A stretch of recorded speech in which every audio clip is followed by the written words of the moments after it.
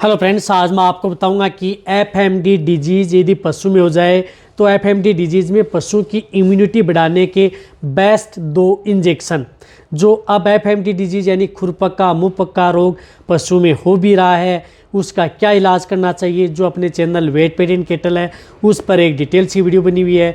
कौन से इंजेक्शन दवा का या किस तरह की टेबलेट है उसका उपयोग करके पशु में किसी भी तरह का जो एफएमडी डिजीज़ है उसका इलाज आप कर सकते हैं। आज की वीडियो के अंदर आपको उन 2 इंजेक्शन के बारे में बताऊंगा कि उन इंजेक्शनों का उपयोग करके एफएमडी डिजीज़ यदि पशु में हो जाती है, आपके पशु ठीक नहीं हो रहे हैं, चरम सीमा में है, पशुओं की हालत बहुत ज़्यादा ख़राब हो जाती है और पशु की इस तरह की हालत है कि कई बार पशु मर भी सकते हैं, तो उनको बचाने के लिए आपको कौन से ऐसे 2 इंजेक्शन का उपयोग करना चाहिए बताया जाएगा। वीडियो शॉर्ट में है, चैनल पर नए हैं पहले चैनल को सब्सक्राइब कर लें, साथ में बेल आइकन और ऑल वाला बटन दबाएं। आपको पता है कि चैनल पर सही सटीक जानकारी के साथ वीडियो दी जाती हैं।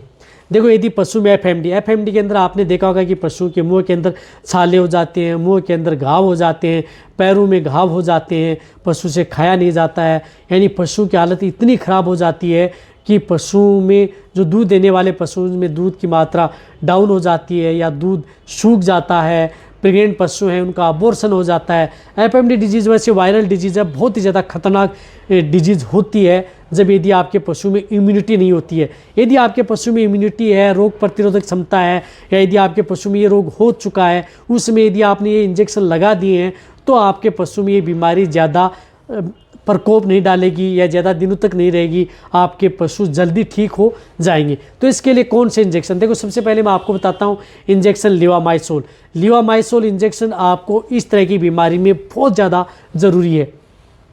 लीवामाइसोल अंतःपरजीवीनाशक है, इंटरनल पैरासाइट को भी किल करता है, साथ में पशु की इम्यूनिटी भी बढ़ाता है। तो इसकी डोज होती है 1 ml पर 30 kg बॉडी वेट सबकट।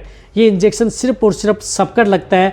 लीवामाइसोल हाइड्रोक्लोराइड आपको सबकट लगाना है, सिंगल डोज देनी है, कंटिन्यूटी आपको देना नहीं है। यदि आपका वेटेरिनेरियन इसे रिपीट कर सकता है, बहुत ही ज़्यादा क्रिटिकल स्टेज हो गई है, तो वह 20-21 दिन या 7 से 14 दिन बाद में ज़्यादा स्थिति पशु की खराब है तो रिपीट कर सकता है। अन्यथा इस इंजेक्शन को 3 महीने बाद में ही पशु में रिपीट करना है। ये सिंगल डोज पशु को लगती है। तो ये एक इंजेक्शन पशु की इम्यूनिटी बढ़ाने में एफएमडी के अंदर ये एक रामबाण इंजेक्शन है। तो इस इंजेक्शन का भी उपयोग पशु में आप अपने वेटेरिनेरियन से ज़रूर करवा लेना चाहिए यदि आपके पशु में इस तरह की दिक्कत हो गई है, चाहे आपका पशु प्रेग्नेंट हो या नॉन हो।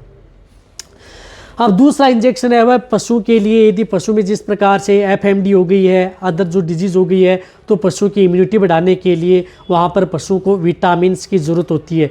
यदि वह विटामिन्स यदि आप उपयोग करते हैं तो किसी भी तरह की जो वायरल डिजीज़ हो उस वायरल डिजीज़ को आप कंट्रोल कर सकते हैं पशु की इम्यूनिटी बढ़ाइए। तो उसमें सबसे ज़्यादा रोल होता है एस्कॉर्बिक एसिड, जो कि विटामिन सी का केमिकल नेम है। तो इसमें विटामिन सी का इंजेक्शन बहुत ही ज़्यादा ज़रूरी है। जिस तरह से एस्कॉर्बिक एसिड आता है, जिस तरह से बहुत इस तरह की कंपनी है जो vitamin C ascorbic acid salt के नाम से इंजेक्शन बनाती हैं, उस इंजेक्शन का उपयोग पशु में ज़रूर करवा लेना चाहिए पशु की इम्यूनिटी बढ़ाने में। बहुत बढ़िया इंजेक्शन है। इस इंजेक्शन की डोज होती है 1 ml पर 20 kg बॉडी वेट। आप इस इंजेक्शन को इंट्रामस्कुलर भी लगवा सकते हैं और ये इंजेक्शन वैसे इंट्रावेनस भी लगाया जाता है। तो आप इस इंजेक्शन का उपयोग अपने वेटेरिनेरियन से विटामिन सी, यदि पशु प्रेग्नेंट है या नहीं है, तो ये दोनों इंजेक्शन, विटामिन सी का इंजेक्शन पशु को 1 दिन छोड़ करके 1 दिन आप लगा सकते हैं, जिससे कि पशु की इम्यूनिटी बनी रहे और पशु जल्दी ठीक हो जाए। तो एफएमडी डिजीज़ के अंदर ये 2 इंजेक्शन या किसी भी तरह की जो वायरल डिजीज़ है उसमें भी आप प्रयोग कर सकते हैं। इन दोनों इंजेक्शनों का उपयोग पशु में करा करके पशु को जल्दी ठीक किया जा सकता है। ये इंजेक्शन आपको अपने वेटेरिनेरियन से लगवाने हैं। डोज मैंने बताई है उसी के अनुसार से, पशु छोटा हो या बड़ा हो। अब आपको अच्छी तरह समझ में आ गया होगा। तो ये वीडियो जितना हो सकता है पशुपालक हैं, वेटेरिनेरियन है, यदि आपको अदर इंजेक्शन या दवाओं के बारे में जानकारी लेनी है तो नीचे जाके आप कमेंट्स में लिखें कि कौन से ऐसे इंजेक्शन है जिनके बारे में आपको प्रॉपर जानकारी। तो ये वीडियो जितना हो सकता है पशु के साथ शेयर करें। इसी तरह की नॉलेज भरी वीडियो आपको चैनल पर ऐसे ही मिलती रहेंगी। इसी तरह से आप मेरी वीडियो देखते रहें। थैंक्स, धन्यवाद।